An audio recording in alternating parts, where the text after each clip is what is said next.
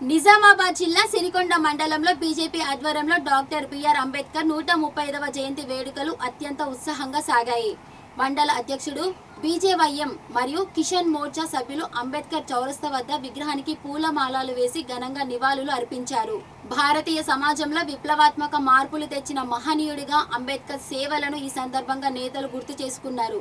కార్యక్రమంలో సంజీవ్, రాజేశ్వర్, మధు తదితర ముఖ్య నాయకులు పాల్గొని అంబేద్కర్ చిత్రపటానికి అంజలి ఘటించి ఆయన ఆశయాల బాటలో నడుస్తామని ప్రతిన పూనారు.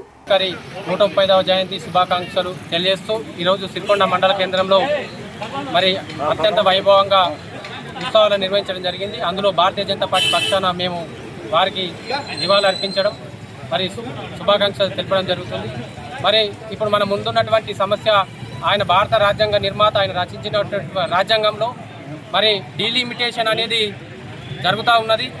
మహిళలకు స్థానిక సంస్థల ఎన్నికల్లో మరి రిజర్వేషన్ కల్పించినట్టుగానే మరి పార్లమెంట్లో కూడా 33% రిజర్వేషన్ మోడీ ప్రభుత్వంలో రావడం జరుగుతుంది, మరి పాస్ కావడం జరిగింది. దాన్ని అందరం కూడా హర్షించదగ్గ విషయము.